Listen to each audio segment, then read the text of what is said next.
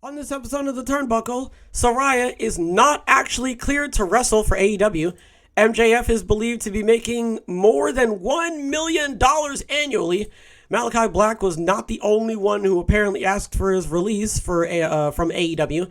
And Ruby Soho will be out, I'm going to say indefinitely, at least until she gets surgery for her broken nose, and she's not going to be able to make the UK Independence show that she was scheduled for. Boys, it's time to hit a Saito suplex into some wrestling news, geez Louise, because it's time for the Turnbuckle.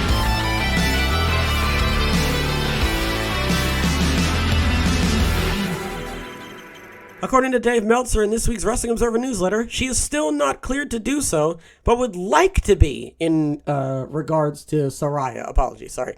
We were told that she had not been cleared as of very recently, which would explain not touching anyone, but would like to be cleared, Meltzer wrote.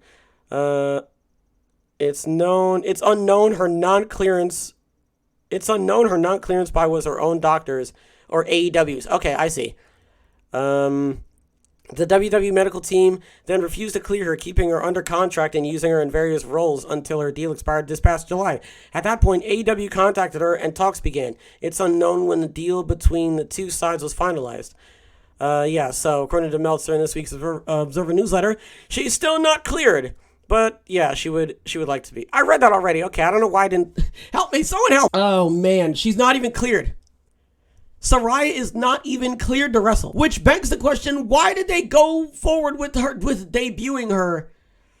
Okay, she can debut. All right, you know what? She can debut. There's nothing wrong with her debuting. I really don't see an issue with that. Most people assumed that, considering how long she's been gone and the fact that she debuted on Grand Slam, she's going to be a wrestler. But now that this has come out, it doesn't seem like that's going to be the case. And, oh man, I don't want to say that it's funny. It's not funny. It's just like, great. That's pretty much it. Like, great. Great. You know, like, it's one of those things where, like, you go outside and you find out your car's been towed. It's like, oh, well, great. Well, I guess I'll just be here then. I assume she's going to be in a manager role. I have no problem with that.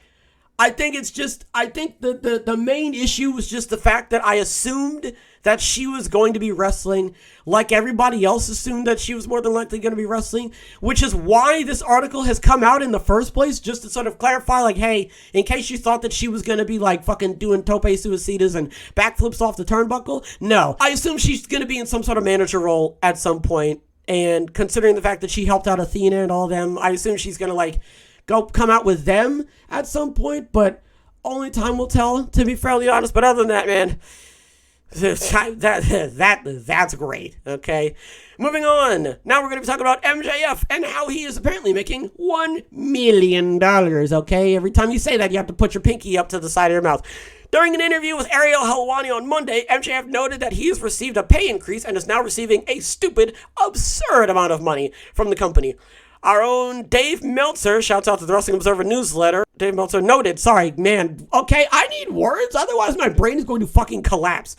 MJF is now earning more than $1 million per year. MJF did an interview with Ariel Helwani to promote the Arthur Ashe Stadium show. He said that he got a huge raise in pay to return. Based on things we heard, it was more than $1 million per year, and claimed he did not have to sign an extension, and his contract expires on January 1st, 2024. So, I like this. You want to know why? Because so far, MJF has not lied, okay? MJF has not lied about pretty much anything that he said, okay? And I don't want to sound like a devil worshiper, but if you're going to multiple interviews and you're telling the truth and then you're backing it up, I can't really say anything. Like, MJF is literally going out and being like, hey, he was like, I deserve to be getting paid as much as like the big guys, right? The main eventers, because I'm a main eventer and I deserve to be paid like a main eventer, which is fair.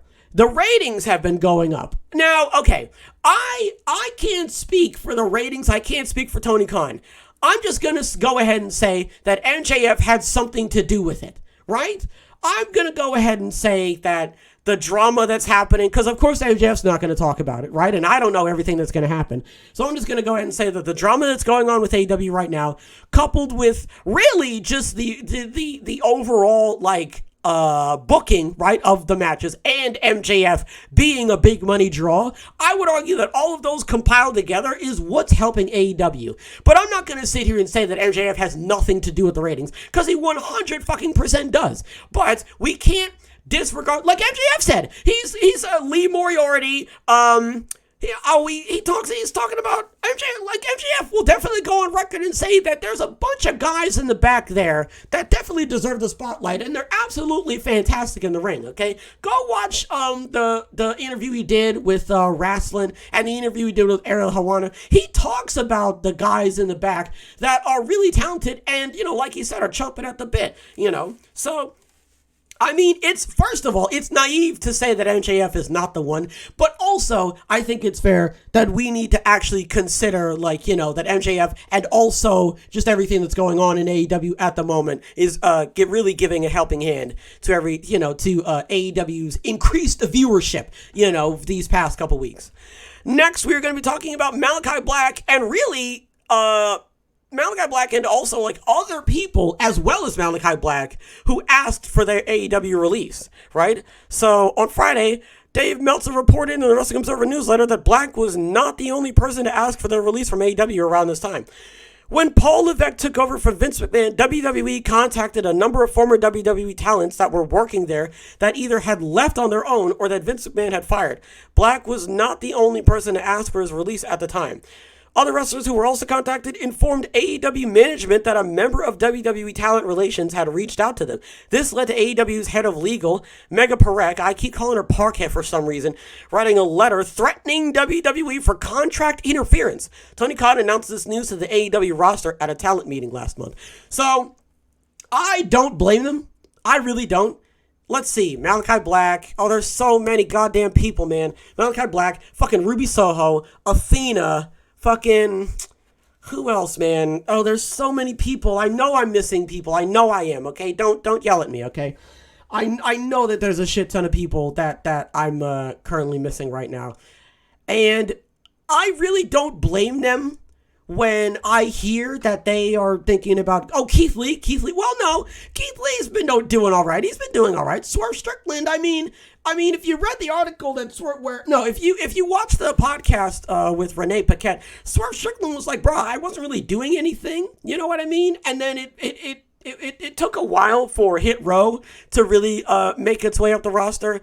And then he ended up, I think he ended up getting really, the point is, right, he wasn't happy in WWE and then he went to AEW and he was a lot happier. But, and since he's been gone, Hit Row came back, So a lot's been changing and shifting around. And that is, I would argue that that's really one of the main reasons why most of the superstars that were with WWE but are now with AEW are sort of thinking to themselves, well, now I can go back there. Now I can go back there, and now I want to go back there because I feel as though that I'm going to have a little bit more time to shine. But even then, right, guys like Dolph Ziggler, Mustafa Ali, Ezekiel, guys who I feel as though really could get a bit of a shine aren't so much on TV as they used. Oh no, to be fair, Mustafa Ali was in that triple threat match, and that match was absolutely fantastic. So I think what we need to do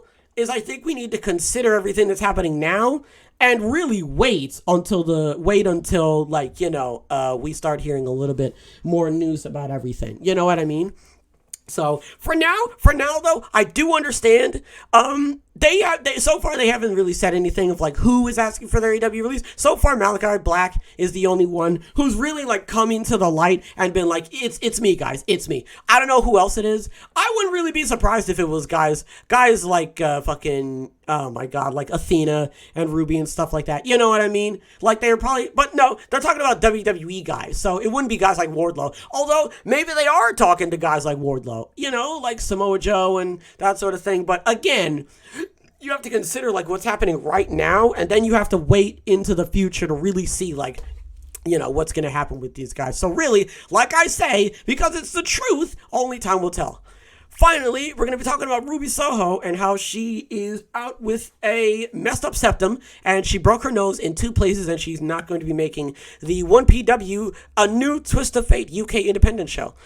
So, Soho suffered a broken nose during her match at AEW All Out. Soho hasn't wrestled since that match, but she was scheduled to compete on October 1st during the 1PW show, and apparently she's not going to be able to make it.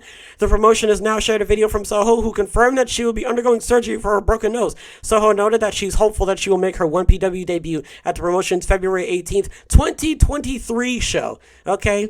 Man. So, I assume that the injury, the way that she got that injury was that very cringing clip where Ty Conti kicked Soho off of Sammy's back, which, thinking about it now, fuck, that's unsafe. Fuck. That's so fucking unsafe. We should stop doing this, man. I'm getting so sick and tired of, closing my eyes and wincing, man. I don't want to see this. Can we please be safer in the goddamn ring, for the love of Lord? Heavens! Bro, this isn't, no one deserves to be fucking injured like that, man. Good heavens. Can we fucking, good heavens. Man, it's just, and then it's bro, now she can't make that show. Homegirl said 1PW debut at the promotion's February 18th, 2023. She has to wait the entire rest of the year. First of all, she has to have surgery. And then after she has surgery, she can't do anything. She has to wait until it heals. Fucking hell, man. Jeez, can we please be a little bit safer in the ring, for the love of God? Can we fucking do our best to be a little bit more coordinated, please? That whole thing of her hanging off of his back, man, that's not safe. And then she kicked him. He probably bruh, oh my God. And then, of course, he doesn't see her, so he doesn't know how she's going to land.